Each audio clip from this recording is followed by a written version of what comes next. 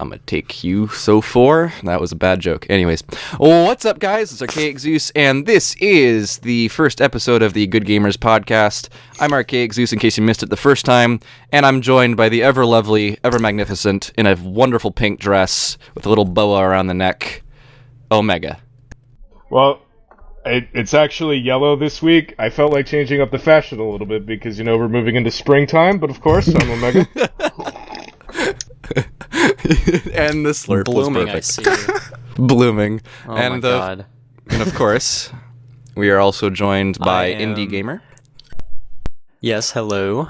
I am not in a yellow dress. He's in a rouge or a mauve. Mauve? Is it mauve or mauve? I think it's mauve, right? I think it's maroon. Maroon? Okay. Well, anyways.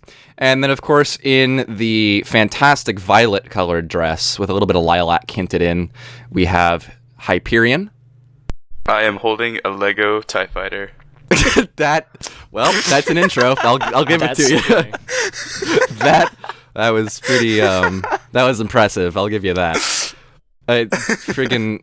So actually, let's start this week off with what games we've each been playing this week. I figure that's a good way to, for the first podcast, get it started off, get it nice and fresh, nice tiptoe through the daisies or whatever the fuck they call it. Anyways, I've been playing... Tiptoe through the tulips. Is it tulips or whatever? Either way, it's a fucking flower. Regardless, I've been playing Hearthstone and Valda Story Abyssal City. Hearthstone, if you don't know what it is, well, it's a card game by Blizzard. Look it up. And Valda Story Abyssal City is probably one of my favorite indie games of all time. So, for me, I fucking love it. Note, this is the electronic trading card game that Blizzard has out, not to be confused with the WoW TCG. Alright, fair enough. That's fair. So what have you been playing? The better game? Starbound, which is annoyingly difficult because the game doesn't tell you how to do anything. Because it's hey, look, you're in beta sector. You know what you do? You collect resources. You know what you did in alpha sector? Collect resources. The game is in alpha. Go ahead, Hayden. The game's in alpha. They're beta. Wait, it's an alpha? Beta. I'm in beta. Okay, well, no, I'm not about the sector. Beta, he we all beta. Hayden, anyways, go ahead, Hayden. Hey, you skipped over me, you Look at the order of the list, you numbnuts. Fucking Hayden's next. Go ahead, Hayden. I have been playing Minecraft. Oh god. WoW, Hearthstone, Fallout New Vegas, and Path of Exile. Oh, really? Thank you. Thanks for that. You didn't invite me to Path of Exile? Well, there's that too. I was leveling a Templar. Let's see how it is. Having the space heater on and drinking tea really wasn't a great idea. My ass is sweating. Anyways, go ahead, Niles. Yep, save the best for last. Anyway, I've been playing Dungeon Keeper Gold Edition. If you don't know what Dungeon Keeper is, it's had a lot of news in the gaming world due to EA's rebirth of it on the iOS device, and I think it's on Android. And people are hating it because of the frickin' paywalls. What you mean, the abortion of it? Actually... The abortion. With a coat hanger. The Necronomicon Resurrection. With a coat hanger, yes. Which actually coat we're hanger going to be talking abortions. about... Stop interrupting me, bitch. So speaking of which, we will be talking about micro... Niles, I love you dearly, but I was going to segue into EA. So speaking of EA, is this because we were talking about abortions? It might be because we were talking about abortions. This is fun. I love this. This is great.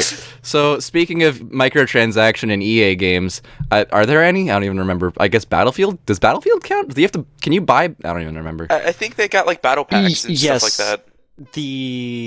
What is it called?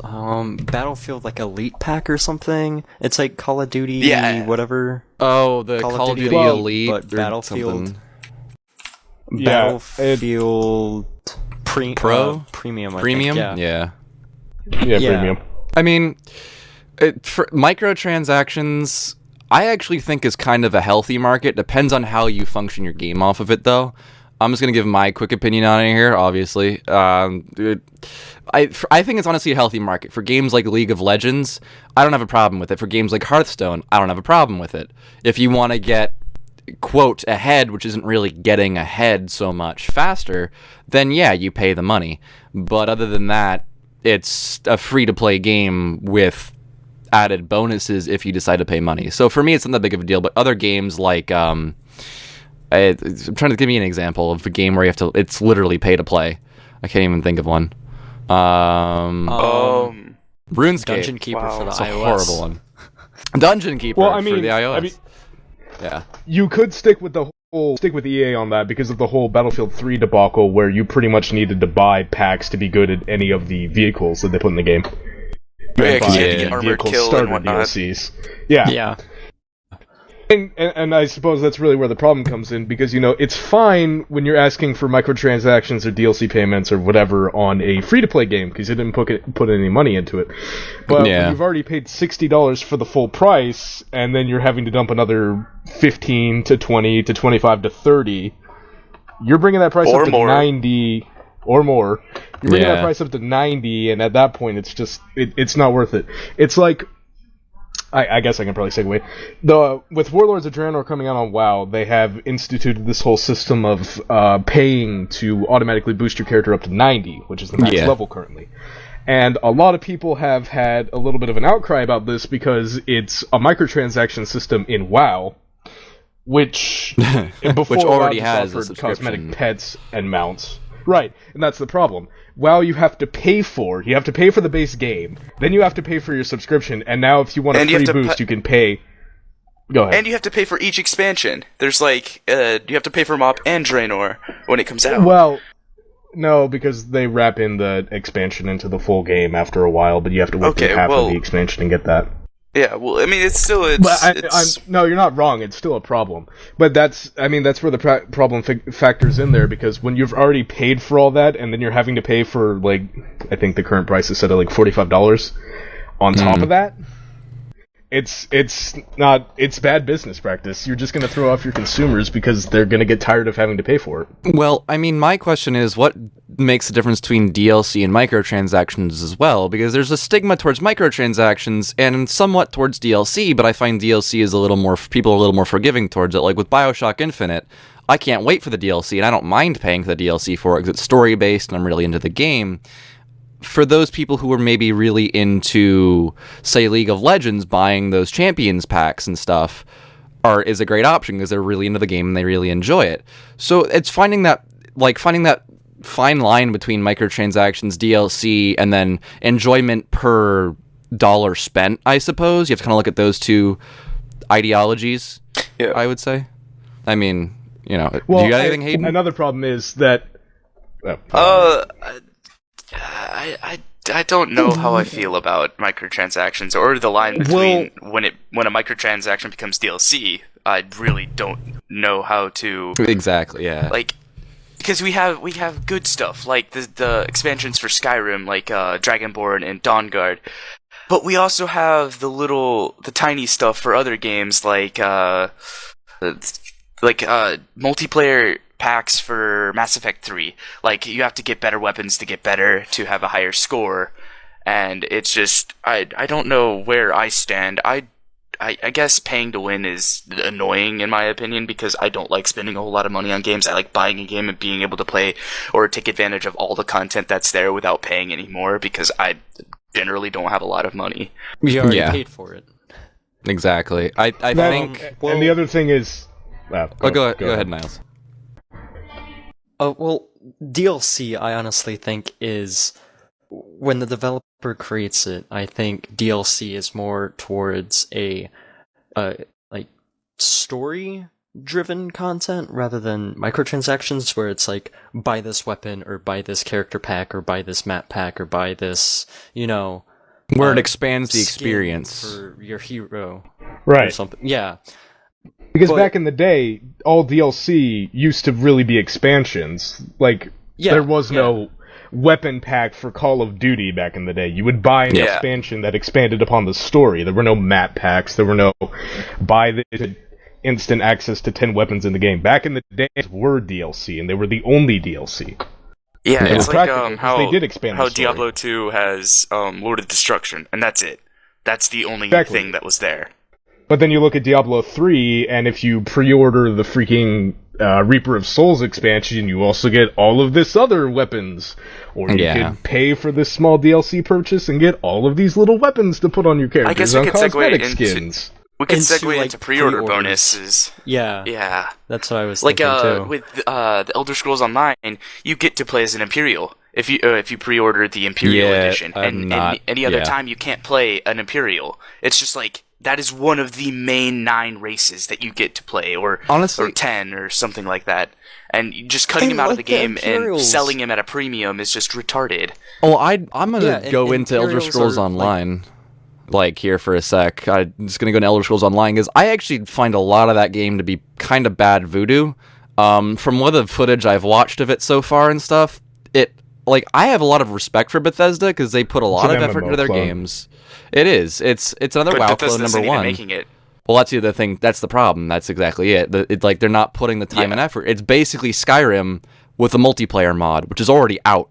I think there's a multiplayer mod for it. It's ZeniMax, ZeniMax Online that's creating it, not Bethesda. So Bethesda has almost nothing to do with it.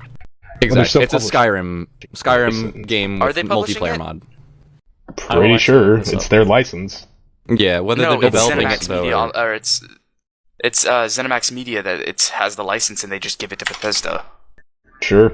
because All right. Bethesda is a child company of ZeniMax Media. You're the Skyrim nerd. I don't know. No, I am the Bethesda nerd because Bethesda makes some of my favorite games of all time, Sorry, like sorry. Fallout Elder 3. Scrolls nerd. There we go. According to Wikipedia, the publisher is Bethesda Softworks. Okay. Oh, come at me. Alright then. No, I was The just saying. developer I is- was. ZeniMax. You just got owned. It's okay, Developer Hayden. We love you. We still love you. It's okay. I But wasn't arguing on the development. no, I Anyway, continue. With that'll But, I mean, pre-order I honestly bonuses. think that's so stupid. Like Imperials, they are the main race, I guess you could call it, civilization. Well, yeah, they're the from Cyrodiil. Tamriel. Yeah, it's a Cyrodiilic They're empire. the main enemies in the series, and I don't know why they would do something stupid like that. I don't get it either. I mean, this harkens back to the whole thing about when Total War 2 Rome came out, and the main races like the Athenians and everything were part of the Greek city-states expansion Oh thing, my where God, you had to yeah. pay like. Yeah, right. You could pre-order it and get it for free, or you could pay $8 after release and get all of these cool nation states that you actually want to play as. It's the same thing, and it's already locked on the disc. It's the same concept. Yep. We Well, like the other thing money. too. Oh, I hate. Mass Effect 3 Day 1 DLC, the Prothean or the is it Prothean? The Prothean- Yeah. It's Yeah. Prothean. Okay, Yeah. The Prothean follower you So could get. bad. Stupid. Already on the disc. Pay extra for it because And the we story like money. content? Yeah, the story content was actually really cool with it too. They withheld story content that was actually really awesome to the game, and they were just like, yeah, Day 1 DLC if you didn't pre-order it. It was ridiculous. Absolutely Yeah, just I made no also sense. don't like, and hold on, Hayden. I have one in my head. Darksiders 2, I believe, is like on Steam. If you pre-ordered it, you got a DLC that didn't come out for like 3 or 4 months later after the initial release. And Right. that DLC was actually part of the game, but they made it specifically DLC just to make extra money. It was Yeah. this whole new I don't story. like DLC that's on the disc because then it's not even DLC. Well, that also brings up the No, point of it's just a microtransaction. it unlocks. Well, that's also like that also brings up the point of like why they're shipping games unfinished, and then they're also doing this whole DLC BS thing. Like with we can go to SimCity or especially Battlefield 4, which is still having problems. Almost 6 months after its release, they're shipping unfinished games, and they're like, we can patch it in post. But Battlefield 4 is probably the best We're not example. gonna.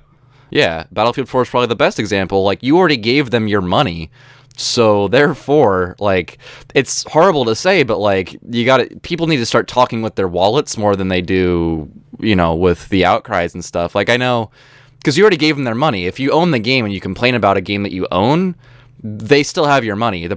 Honestly, probably one of the only reasons. not Yeah, an MMO. exactly. Exactly. Probably one of the only reasons why they're actually fixing stuff like that on Battlefield 4 and SimCity. Number one, so they can make recurring sales in the future, but also because of the legal issues that started to kind of come down because of their stocks and stuff and all that other fantastic jazz. I just, like, the whole...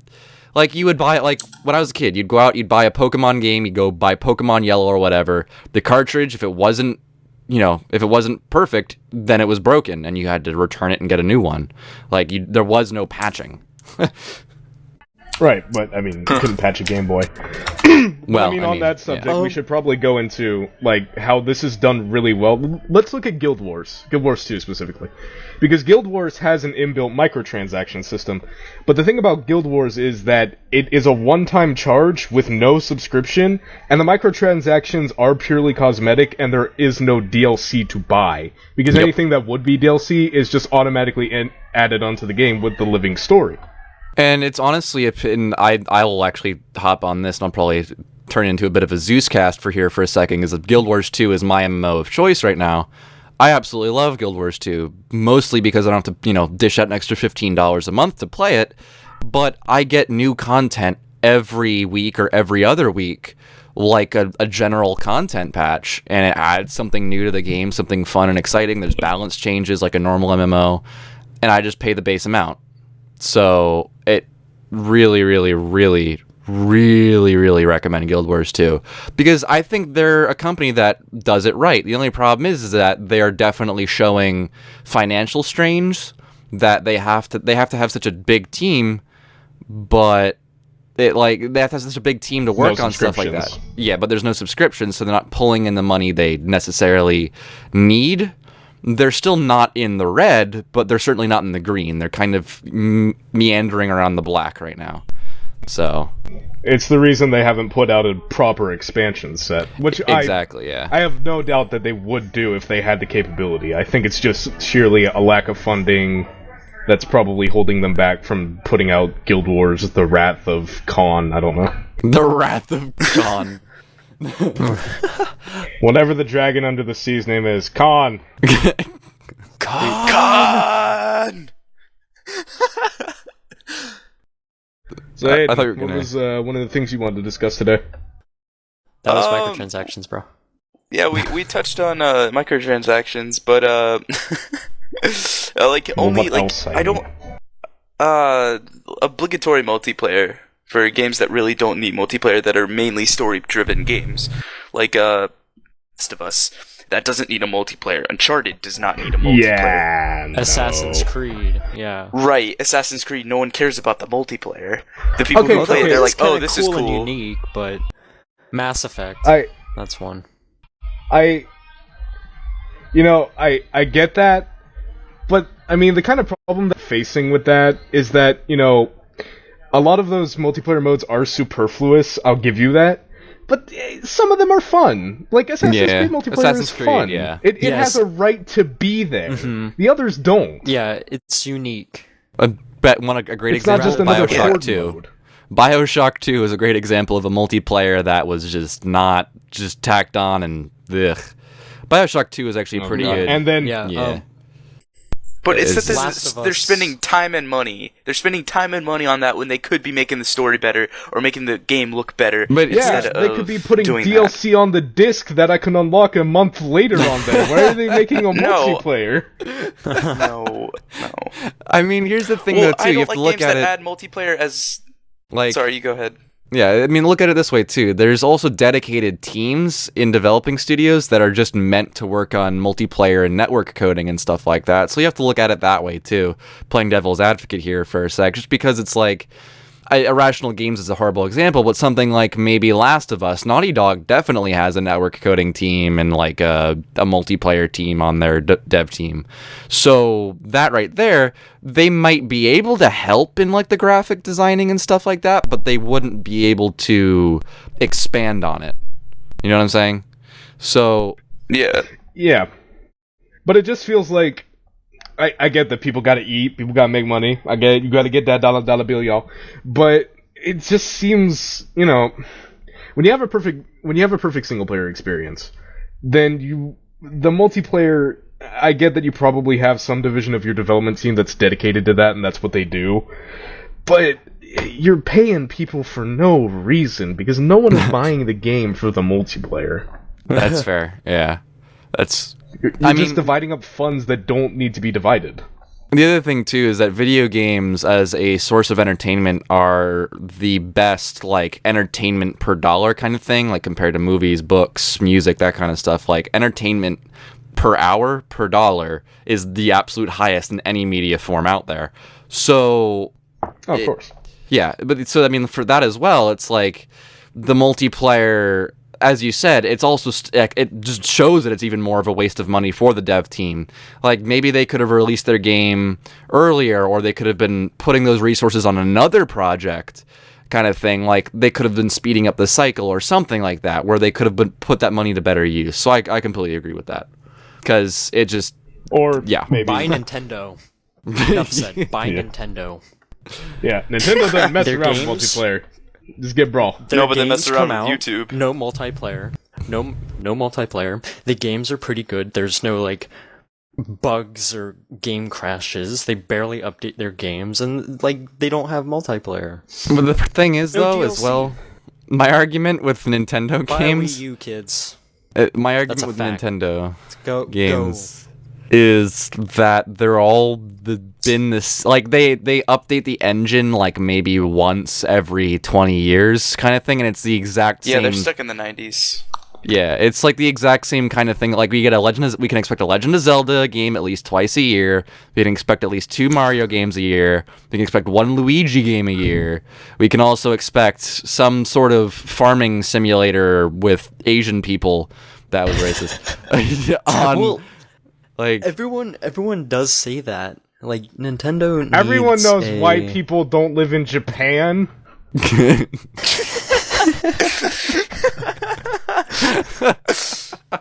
They ain't got no tractors. Rice patties, of course. Rice Patty Simulator 2013 to forever. Oh I my should God. like Miyamoto a approved. racist meter underneath like this podcast or something, and just like the racist meter. have it like And start. Going I'm sorry, I down put right my now. clan hood on. Let me take it off real quick. Hang on. And like 22 minutes, it just fucking breaks. Okay, I got it Oh off. boy. All right. So continue. So continue, but Nintendo. I don't even know where I was. Something about. Well, yeah, I was talking about IPs and stuff. Yeah. Well, Zeus was. Everyone does say that it's starting to get a little bit repetitive, and I think Nintendo can just do a little. more. Well, I mean, the last like new IP that they have done hasn't been since 2001, and that was with Really? Pikmin. Holy shit. Yes, No, that was Wow. their last new one. Technically, Wii Sports is a different IP. And Yeah, their but, dance, and their dance thing too. Their dance thing is Yeah. huge. Just Yeah. Dance. Yeah, whatever that is. I don't dance. But like, that's not for gamers. I'm talking about games for Like hardcore. gamers. No, I gotcha. And the other thing too is that Like- when we would separate, we would go like, all right, softcore gamers and hardcore gamers. Like, what we always jurisdict is like softcore gamers, just to kind of give it a bit of a idea. And I'm sure if you're listening to this podcast, you're probably a hardcore gamer, but on the off chance that you're not, like, softcore gamers are the ones who like consider themselves gamers, but they play Angry Birds on their phones, or they go to their friend's house and play Just Dance on the Wii or whatever. Yeah, that was my So Just yeah. dance. It's gonna be okay. Ooh, ooh. example. Yeah, as long as you're a friggin' cashy. No, I mean, Cashy. you are right. As long as you're wearing a Depth to the cashmere khakis. sweater, you're fine. That was Only such in a winter. bad pun. Well, the thing about Nintendo is Nintendo's never catered to the hardcore demographic. Okay. No, they never have. They know what they're... Nintendo's yeah. most popular franchise is about a plumber jumping on mushroom people. I do not think they are catering to the hardcore market. We are not playing Mario FPS. Psh, meet us at Alpha Point, Mario, Luigi, Team Bravo, Beta. Wub, wub, wub, wub, Think wub, about wub. The reason Capture point C. why the reason why they keep on doing the same thing over and over and over again Because it is so worked that- up until recently. yeah, it worked. It worked in the 80s, It saved the gaming market as we know actually, it now. it's true. Yeah, it's saved fair. it single-handedly. It saved it. The NES saved gaming. Period. This Yeah. was back before. This was back before Sony and Xbox and Microsoft and every other game Yes. This was before third-party software was really a thing. This is back before Well, yeah. third-party software actually was a contender. No. Third party. I mean, was against. there. Okay, Yeah, 'cause in, we got They were Sega. in good places like games, but there was right third in party. places like Rare, but this is. I mean, now the proliferation of third-party development teams is so wide. I mean, it's not. Sony develops for the PS4, Microsoft develops for the Xbox, and Nintendo develops for their consoles. But the amount of development the amount of development houses that exist right now are so much more and that could actually produce decent games are so much more vast now than they were in the 80s. I mean, back in the 80s, competing with what was it, Sega and Nintendo at the time? Yeah. And Atari for a little while, was near impossible because they pretty much had exclusivity to the console and were really not that, it was hard to actually compete with them. I mean, I think the problem with how Nintendo's being speculated right now. I'm just gonna say this really quick because I've been having it on my mind for a sec. I think that how Nintendo's being looked at, it's not more a matter of we've always known that Nintendo caters to a certain audience, and they know that, and they've been doing that. I think the problem is now is that people are starting to look down on them because they're trying to sell off of nostalgia as opposed to enticing the current market that they pretty much own, honestly. They own the casual market for the most part in the consoles and all that other, even handhelds. Handhelds, they're huge. That's great. You're forgetting Star Wars Connect. Star Wars Especially- Connect has all especially the in casual Asia. audience. Especially in Asia. They're everywhere in Asia. Well, yeah. Of course. I mean, that's the thing. They know their because audience. They want to support their own business. Yeah, exactly. That's one factor. But yeah, I mean, also, their parents grew up with it, so they want, to play what their parents did. Exactly. I don't know what. Well, I mean, it's something like that, but the problem, still. yeah, it's the nostalgia factor that they're trying. They're trying to sell the nostalgia too much as opposed to selling to their market. You know what I mean? They're not selling to their demographic; they're selling to their old demographic. Yeah. It's Like how Nintendo doesn't want to go to smartphones. They don't want to develop for smartphones or other smart devices. And honestly, They we're don't gonna get wanna real go racial mainstream, here. although they know it will make them money. We're gonna go real racial here. That's kind of a Japanese thing in general, anyways. I mean, think about it. Japan didn't really open its trade borders, and even then, the trade borders in Japan are super restrictive still, especially even in China as well. I mean, it's just kind of their MO, I guess, is that they're very. If you actually look through how many video games get released in Japan that we never see on every single console, you would be shocked because it's a lot. It's a ton. It's just that's just kind of their MO. I mean, Samurai's I don't finally know disappeared. why Nintendo doesn't go back just for a little bit back, since card games are still a thing. Why don't they do the Hanafuda cards? Because people probably still play those. Why don't they make Hanafuda Nintendo cards? I mean, I think we're also looking at it as how it's Or doing Hanafuda, that's the word. Well, yeah. I think we're also looking at it as kind of how it's doing in the States, in England and stuff like that, the bigger areas, as opposed to looking how it. Yeah, the Western market. We're looking at how it does in the Western market as opposed to, quote, the Eastern market. Whereas in the Eastern market, it probably does pretty damn well. I'm sure most of their sales are there. The only thing is that because Japan and the United States, where we live, has such a strong relationship, I guess you could say, which is actually kind of really funny. A couple of years ago, the number one export from the United States to Japan was baseball equipment. So, it's stuff like that. Our relationship in that aspect is really strong. So for us, how anime is kind of leaked into our culture, Avatar: The Last Airbender was a cartoon on a Cartoon Network. Was it Cartoon Network or Nickelodeon? I don't remember. Anyways. It was Nickelodeon. Okay. It was a cartoon that we as Americans consider a cartoon, but it was influenced greatly by anime and stuff like that. And I know for a fact that I've been getting into Japanese anime and stuff like that, and because the cultures are leaking on both ends, we're a little more detrimental to how it reflects on an overall basis, even though specifically it could be reacting completely differently. You know what I'm saying? So, yeah, I mean, like, going back to the knowledge of my Nintendo games and stuff, Metroid, the reason why Metroid survived is because of the United States. It was popular here in the States because it was a platformer, which everyone liked from Mario, but with more action than Mario. Mm-hmm. But in Japan, people didn't like it for the reasons that us Americans liked and Europeans liked. But Nintendo kept on creating those games because it sold elsewhere. Yeah, and I think... And that's the problem we face now. Yeah. The other problem is Nintendo console for the Wii U. Well, you cut off there real quick. The Wii U. Yeah, I know. No one wants to develop for the Wii U. Yeah. If I was a developer, I would not want to develop for a console that has a little tablet mini interface thing that you are expected to use, as well as whatever hardware. It is. I'm not saying it's not cool. I'm just saying I don't want to develop for that if I were a developer. Money and resources needed to do it properly as opposed to just doing it are, Yeah.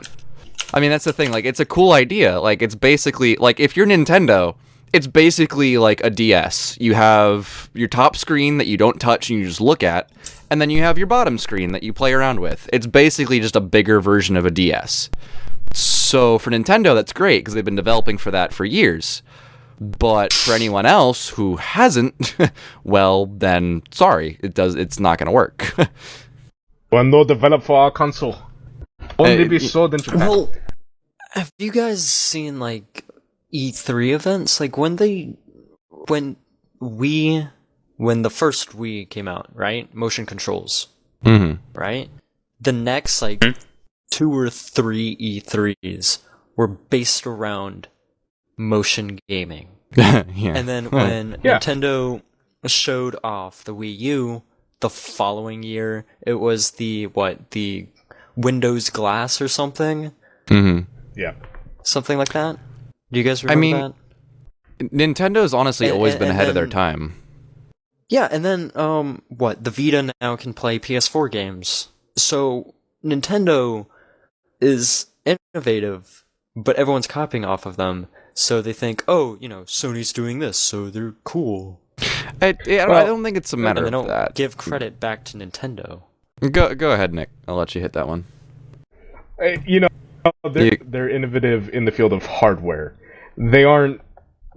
That's the problem. They are extremely forward-thinking with all the hardware they produce. Because, years preceding the release of the Wii, we got the PlayStation Move, we got the Kinect, we got the Wii Balance Board. They are ahead of their time, and people have been copying off their ideas, but again, the problem is that their hardware vastly outpaces their software development. Yeah. In basically terms that they don't have any at all. For the most part, yeah. That's why you get your Marios, your Mario Zeldas. Party 19. Yeah, exactly. Whereas Valve doesn't know how to count past 3, Nintendo fucking wins that competition with flying colors. So yeah, Nintendo doesn't know when to stop counting. They're the kid. It's like when you're in kindergarten and you're like, the whole class is counting to 100.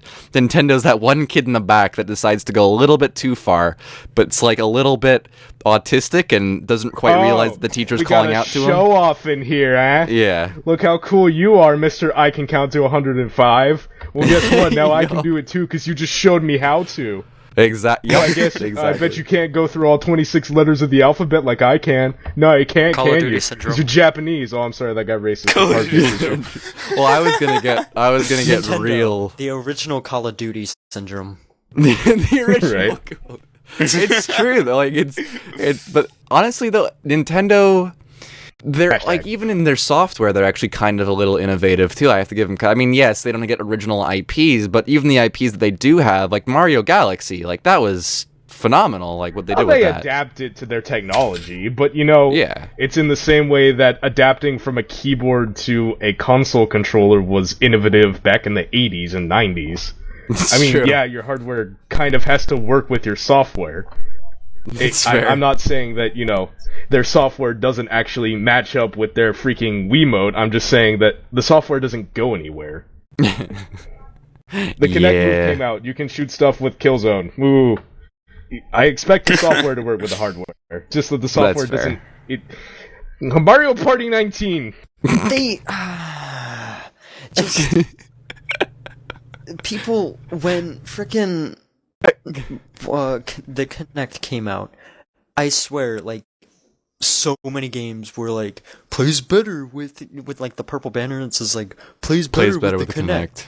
But they don't. But that's okay. Yeah. No, like when they showed off the Mass Effect 3 Kinect functionality. Oh my Yeah, god. it was awful. I was like, throw grenade. Who's gonna shout at their television to throw a grenade? What's gonna happen when you're mad in multiplayer and just start yelling random things? Well, I mean, like that's the. Come on, guys, think I about thought it. it was like yelling squad commands in single player. I Yeah, mean, that don't Like, work. it would work for like Oh, okay. it would work for games that are like tactical games, you know, or you know, the commander mode in Battlefield. 3 people in the front move forward or something, you know. Commander mode in Battlefield, or something like that. I mean, the other thing too, like, yes, people copy off of Nintendo, but if you look at it this way, the PlayStation. I mean, Sony kind of almost abandoned the PS Move. Honestly, they almost abandoned that entirely. Yeah, because it didn't freaking... It didn't work. Well, okay, And then it worked, the but it was Kinect, annoying. like Microsoft is still also trying to worked follow out. on the Kinect, but the Kinect is such a fucking joke. Like, if you're looking for motion controls, Nintendo is the one that people look for. They're like, oh, this Just Dance game's awesome, and it's actually like tracking my movements and stuff. This is pretty cool. Like, they're doing it right. I mean, that's the thing. Like, yeah, people are copying off of them. Whether they're copying off of them is a good thing or not, well, They're it's remain to copying be seen. poorly. Yes, precisely. Really? Speaking of people I'd like to copy, I'd love to go copy ahead, I Ken guess. Levine. I'd love to copy Ken Levine and just have him in my pocket. But anyways, you were gonna say something, Nick? Oh yeah, alright, so I want to transition into my topic. I'm gonna be talking about the new Steam Tag system that just got No. implemented. Ooh, girl! That was the worst All right. transition in the world of the history of the world. In the world of I know, the that's why I history called of it the Good transition. world. transition to my topic. In the history of the world. So anyway, so as some of you may or may not be aware, Steam recently put in a system where you could tag certain games as being of a certain, not even genre anymore, just give them Pornographic? tags, kind of like how you would, yeah, exactly, how you would with YouTube videos, so that people could go and find them easier, because actually giving them genres isn't really working, because when you label Dear Esther as a casual game, I have no idea what you're talking about. So, a lot of people have kind of been on two sides of the fence about this, because while this is a very useful system, it's also really, really, really open to abuse. Like, for example, I'm looking at the Call of Duty Ghost page. Let's go through some of the top tags. The first tag is dog. The second tag is casual. Doggy. Doggy. The third is Doggy. unoptimized. The fourth is FPS. The fifth is fish. New fish mechanics. The sixth is puppy. The seventh God. is spooky. And we go down. Down at the bottom here. Point and But click. at the very bottom of here, it says generic. So, we'll Point and click. So I'm looking at the Dota 2 tags. It says free to play, MOBA, multiplayer, hats, Soviet Union, exactly. Simulator 2014. Soviet Union, lifestyle, tower defense. Right. So, we kind of come to this issue where these are hilarious. can tell these are hilarious, but you can tell where the influence of 4chan and Reddit and TrollsRUs.com, which isn't a thing, but I'm gonna go reserve that email address real quick. I mean web address, and then I'm gonna reserve an email address after that. Okay, Daisy is called a walking simulator. Exactly. Daisy says J. Owen running simulator. Oh boy. Holy shit. Beans is a tag.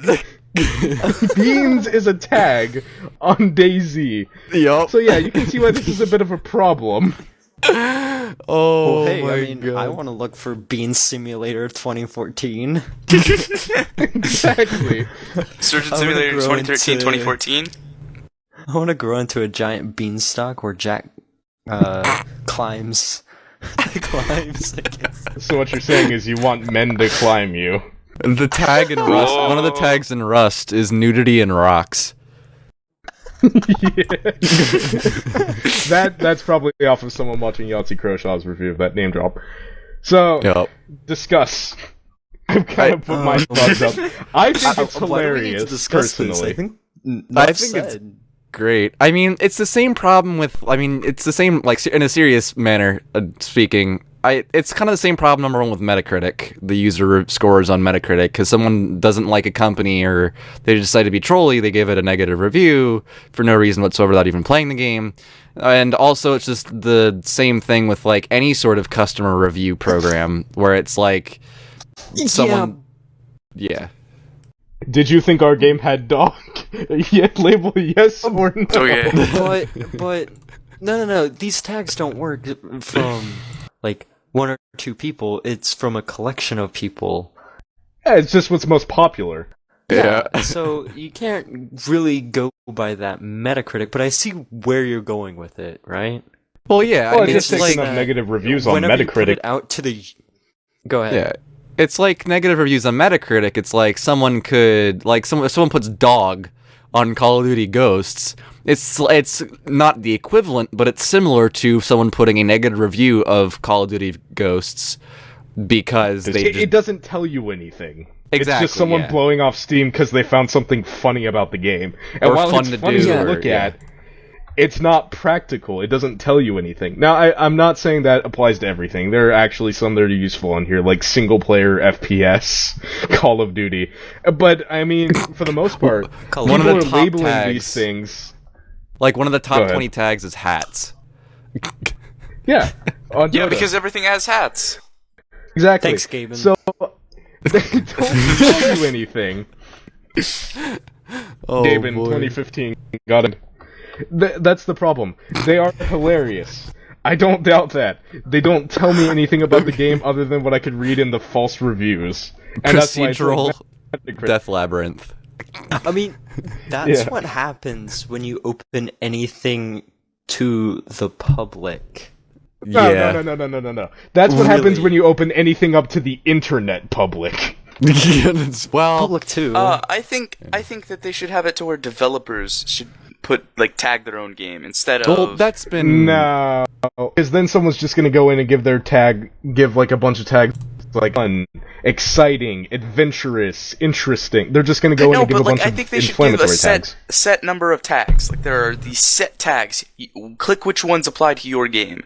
Oh, okay. So you're saying like, well, then we get locked into the whole. like on the on- report cards, you know. Well, the if you student's look- good for, is a good student in my class. He does Right. his work. Excellent Right. student. This student's Yeah. the bad. tags. Blah, blah, blah. The tags are meant to circumvent the whole genre Genre. system because the problem Yeah. with the reason Yeah. that they put in the tags is because before they could basically do what you were saying, Hayden. They just pick whatever genre they think the game applies to. But I mean, if you look at stuff again like Dear Esther or a few others, you run into problems with like, well, what's a casual game defined as? What's this defined as? If you call it a walking simulator, yeah, that's stupid and funny, but at least I get that you mean it's probably a more artsy piece. It's not meant to like be freaking Call of Bravo Duty. team arrive at Alpha Point. Yeah, I get what you mean more than if you just say casual. yeah. Here's a good example of the use of tags for this is Far Cry 3, by the way. It has open world, FPS, action, adventure, stealth, tropical, hunting, insanity, shooter, single player, colorful, addictive, skydiving, hunter, swimming, first person. Those are really good tags, and I didn't read all of them because there's like some of them like DRM that's kind of negative. Uplay is in there, just I don't know, for I guess people who don't that like is helpful Uplay too, for because some it does. reason. It does, well, because Uplay is a form of DRM. It gives you better forewarning as to what you're getting yourself into. Because labeling a game as having DRM lets you know ahead of time, hey, look, this has DRM. Exactly. The Steam page is not going to tell you that the game has dogs. The screenshots might, but the Steam page is not going to tell you that. The Steam page is not going to tell you that game has DRM. It's a game for pet lovers. It's a game for pet lovers. It's not going to tell you that the Greek States DLC is included on the disc. It's a game for Nintendogs. vets. I miss Nintendogs, dude. That was a great game series. for vets. Better segues. I mean, it was. I love. So anyway. Well, that would have been your segue. Oh well, we missed it. Too bad. Too late now. But We missed that. friggin', Well, I forgot I was gonna say. I got distracted when I said Nintendogs. I'm like, I was ADD. It was like squirrel. I don't. What was I gonna? Squirrel. Short. Someone pick it up. Well, that's funny because you were talking about dogs. Yeah. I don't remember. Some English. Whatever. Nah. I can move into my other topic if you like. I'm trying to remember what it was. It said something about a Steam page, like showing you something. Whatever. It wasn't that important. Move on. All right. So. And there he goes. Bye, Omega. Moving on See to you next some- week. Oh, okay. What? What's happening? You cut out, and it was like. Did I? Oh, okay. So Yeah. maybe I should stop tapping away from Raid Call. I was gonna go look at Steam. I don't think I trust Greenlight anymore, like at all. I never really did. Because well, I don't. Yeah. I didn't to an extent, but I was cautiously optimistic about it. But I mean, looking at it, it's just like, how are you even? Like, some of the recently through Greenlight. Like, freaking Guise of the Wolf. And I'm sure you've seen the video on that I have. Yeah. DB's video. Yeah. How... Okay. I don't know why Steam implemented it, but they really need to phase it out, because it's... Oh my god, a stupid thing. What was it? What was that with Gary's incident? Day one? Day one, Gary's incident. I'm pretty sure that went through too. And I really have no idea. I don't know what's going through people's mind when they say, "Oh, this looks like good game. I pick disc." I don't know. I don't get it. I mean, Like, I understand maybe if like the game is already on like another site like Gamersgate or GOG or Desura. some other distribution site or Desura. a mainstream Humble game Bundle. that isn't on Steam. Yeah, stuff like that. Like, I understand like if there's a game on the Greenlight, but like when I'm going through, it's like all these like, here's an example: RTS Creator or coloring game for kids, discovering colors, animals. Like, what? Well, it's kind What of game's like on Steam? well, it's like Greenlight's kind of like the Kickstarter of Steam. Like it's like you see so many shit projects on Kickstarter, and it's like, what the hell? And then the same thing on Greenlight with Steam. They trade like, out money for votes for games that'll get made, and you know they will. They'll just be incredibly terrible. Yeah, I mean, Terra Breeze. So Doggy, What? very mad. Much Oh my science, god. Such Niles, no Doggy. usefulness. Wow. I think, well, you know, the main problem, it's the elephant in the room, it has to be addressed. Steam needs to fix their whole barrier to entry system for developers that are trying to publish to them, because Yeah. everything they do is so inconsistent. And Greenlight Yeah. is just proof of that.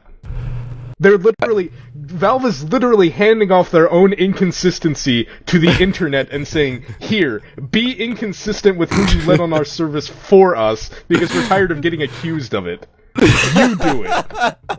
We'll give you the means. You do it. Be terrible for us. Game in 2015. Freaking my god. It's just, I understand games that end up on, like, Desura or GOG or Green Man Gaming and can't get onto Steam because whatever, Gaben says no, I don't know. I don't know who runs the Steam store. It's because the But, Steam like, valve with these- hasn't been turned on. Yeah, exactly.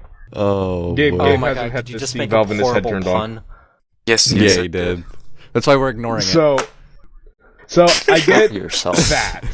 Because, like, a good example of that is Space Pirates and Zombies, which wasn't allowed on Steam because, I don't know, we don't like you. Your game too popular for Steam. I don't know.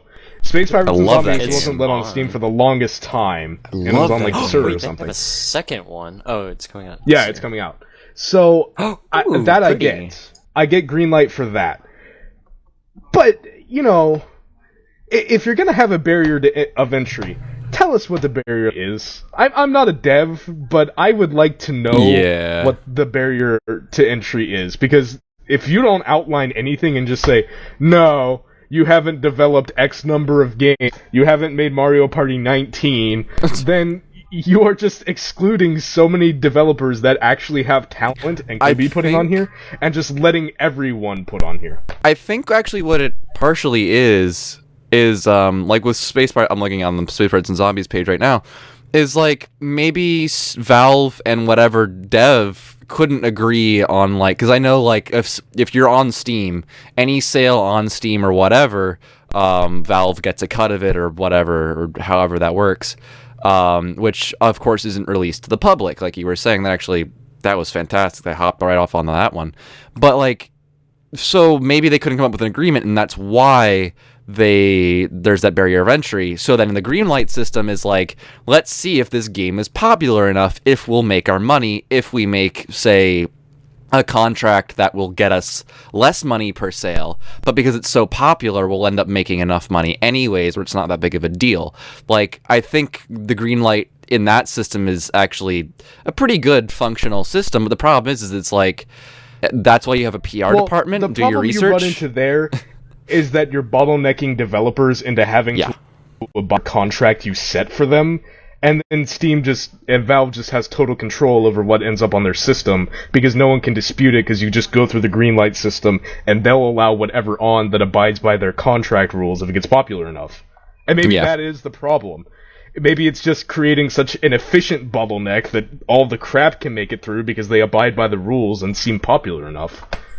Which just makes the service about 1,000 times worse. Yeah, because then it's just allowing things on based on popularity and their ability to suck Valve's cock for an hour. Or two, depending on the size of the game. Depending on how much money they're getting. I'm sorry. Yeah, well, I mean, like, even... We like money. I mean, it's even ridiculous, too. Like, but here's another thing, too, that I actually find really interesting, is the Steam trading card system, which I actually have a video up on youtube.com/RageQuitGG. Senseless, mindless plug, it's fine. The Steam trading card system, like, if you... Chat real quick. Yeah, if you, the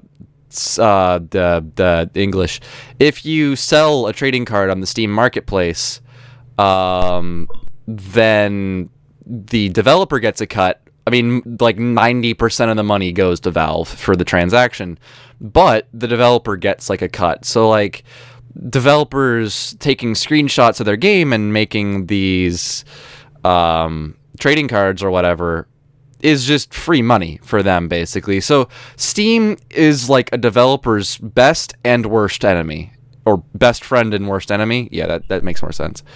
It's like they help and they hurt, and then they take their pants off and they say, get down there for 2 hours. No. Steam is that guy. You know that guy that's never consistent on anything. He's that guy in the show. He's that one guy in the Transformers cartoon, Sidewinder, that keeps going back and forth between Decepticons and Autobots, and you never know when, and it's always at the twist of the episode. Because Steam does not tell anyone anything. You abide by Steam because Steam told you to, and if you want to get on our service and make lots of money, you will do what we say. But we'll be your friend, because we care about you, because you're a developer, and we get that you need money, you gotta put food on the table. But if you cross us and you don't abide by our contract rules, then you can just go back to green light. But, we like you, and we appreciate what you're doing, and we love that you're uploading to our service, and that you're making trading cards, and you're encouraging hat sales, but I swear to God, if you don't sell enough hats... And then zip. It's guy. They are officially that guy. It's like Lisa from the room. It's like Lisa from the room. You're tearing me apart, Valve. Stella! It's like I don't love Johnny anymore, but I still love you. I don't want to be on Greenlight anymore, but I'll abide by your contract. It's like that girl. It's like she's flirting with you, and it's great, and then all of a sudden she's like, no, wait. I like being single, so I'm going to completely back off, and we're just going to be friends, okay? But I'm still going to flirt with you, but if you start flirting with me, well, then I'm just going to stop talking to you. I'm going to stop returning your emails and send you over to my PR department. Yeah. Or whatever Steam does, I'm not a developer. Whatever Steam and its girlfriends do. Dawnlight Gaming and RageQuit would like to inform all developers that we love and appreciate you, and we are not Steam. And you should give us free stuff. We care. Anyways. No, don't do that. Then it's like endorsements with the whole machinima thing. Oh, look, topical humor. Wait. I just dated this podcast. Ointment? What about topical ointment? What? Actually, I think I dated this podcast half an hour ago by bringing up Steam tags, which are probably going to be gone. Probably. I mean, it's the glory of a podcast. Top tag, dog. So as dog, I should buy it. So segue. Talking about awesome segues. How about that Irrational Games shit, huh, guys? Smooth, am I right? Irrational Game. I forget. Does Irrational Games just not exist anymore, or is I know there's a small team. There's a bunch of staff. Yeah, they're just kind of there. I mean, Ken Levine was gonna leave anyways, and I think this was kind of Take-Two. Is it Take-Two? I think it's Take-Two, right? No. Who's the big guy? The big honcho. The big Pumbaa. Where's Pumbaa? I don't know who you're referring to. The big guy that says we own Irrational. I don't remember. Anyways, Ken Levine was gonna leave, and that was whoever the fuck's faces said, "No, stay, Ken Levine. You can work on what you want with a small team, and we'll love you long time." Zip. But I personally love Ken Levine. BioShock is my favorite series of all time. BioShock Infinite, massive hard on. But honestly, I don't really want to talk about this too much. I just want to kind of say sorry for all the people that lost their jobs from Irrational Games. But you guys are talented, so you'll probably find work. That's just kind of. It's also a little bit old. Well, news. they're It's actually a week old now. Being in a sort of job fair to actually bring in publishers and developing houses that'll actually get the people who were working on BioShock and with Irrational Games new jobs. So yeah, it's nice. I think Bethesda's doing that, or Blizzard. It's one of the two. Oh, no, not Blizzard. Something with a B. Well, Blizzard's hiring for the Hearthstone thing or whatever. Whenever you start up Hearthstone, it's hiring. Do. Yeah, it's because they gave all their people to WoW. Well, yeah. Yeah. There was everyone but 15 people.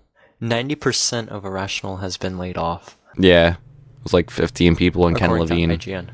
It was 15 people and Jesus who weren't laid off. Because Ken Levine's Jesus. No, so I just if you want to have Dude, a fan of church and state, come on. If you want to have a fangasm moment about Irrational Games and BioShock, I'm the guy to talk to. So. I don't exactly know who Irrational is. The guys who made BioShock. What other games did they make? BioShock. You dingus. Okay, okay, all right. Okay, I have now some bearing. I also, if we ever want to talk about time-space travel, I'm also the guy to talk to, because fucking Doctor Who and BioShock Infinite, right up my alley. Spoiler alert. But that's not really spoilers. But what about Skyrim? Did you like Skyrim? Sorta. I didn't play it for 300,000 hours like everyone else did, but I beat it, if that's what you're asking. Me neither. I mean... You dingus.